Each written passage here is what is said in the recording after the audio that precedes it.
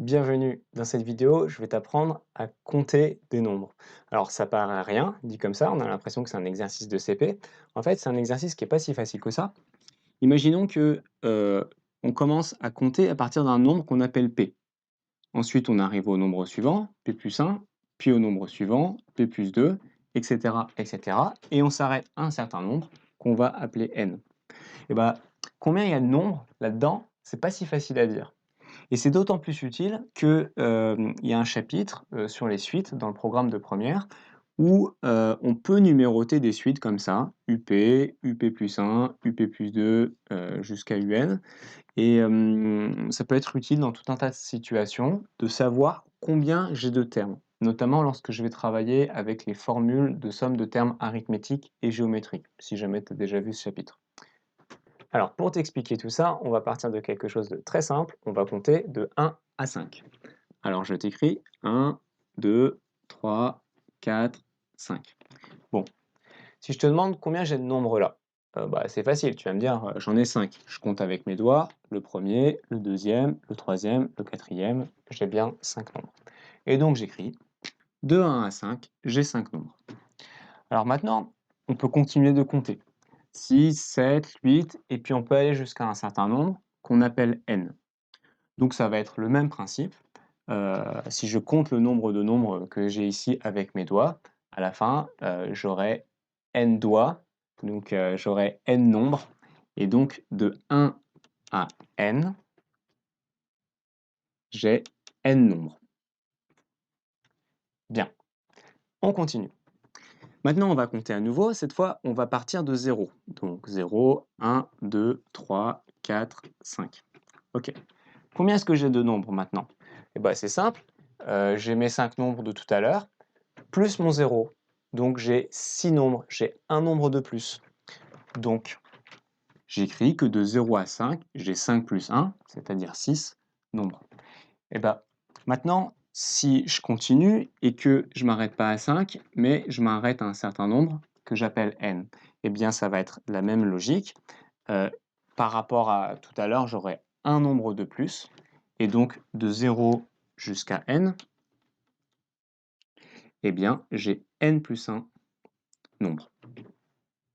Alors, dernier exemple, un peu plus difficile. Cette fois, je vais partir de 4. 4, 5, 6, 7, 8, 9, 10. Et si je te demande combien j'ai de nombres là, une chose qui peut être tentante de faire, c'est de dire, je pars de 4, j'arrive à 10, et du coup, j'ai 10 moins 4 égale 6 nombres.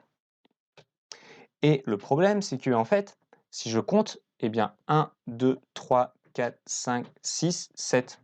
J'ai 7 nombres. Ça marche pas. Pourquoi ça marche pas de faire 10 moins 4, l'arrivée moins le départ pour compter le nombre de nombres?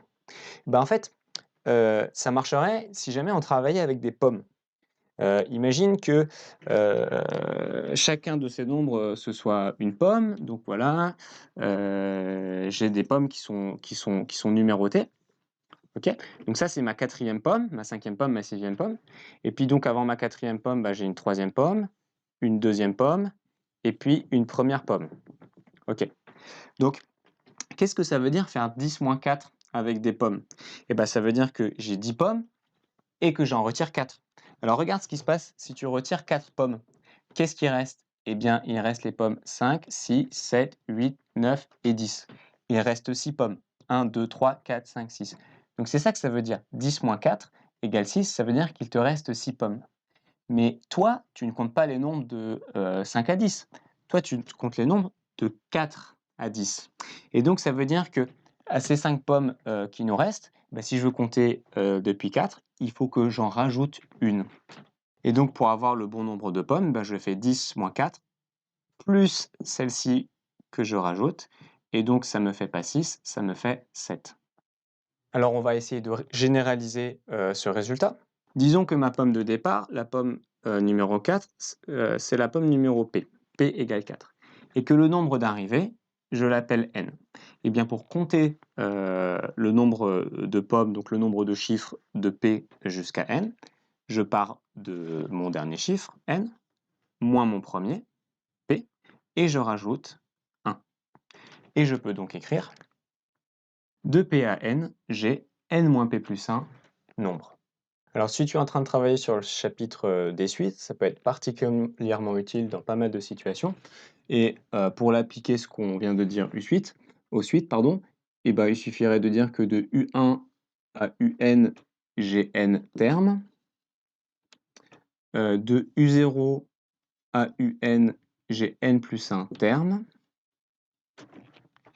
Et de UP à UN, j'ai N moins P plus 1 termes. Et voilà, tu sais compter. Alors moi, j'ai terminé avec mes explications, mais j'ai autre chose à te dire. C'est que pour t'aider à progresser en maths, j'ai pas que cette vidéo sur ce chapitre et sur les autres chapitres en maths, j'ai plus. J'ai plus, mais c'est pas pour tout le monde. Parce que si tu veux vraiment progresser, ce que j'ai à t'offrir, il va falloir le mettre en pratique et du coup, ça veut dire consentir à un effort, à travailler. Mais si tu es motivé, si tu te sens prêt à ça, si t'es pas là en touriste, alors je te propose de découvrir ce que j'ai conçu pour toi. Regarde, le lien est dans la description. Si vous êtes professeur et que vous êtes à la recherche de ressources pédagogiques efficaces, il y a un lien pour les professeurs. Et puis pour les parents qui sont en recherche de soutien scolaire, de coaching scolaire, il y a un lien parent également. Merci d'avoir regardé cette vidéo.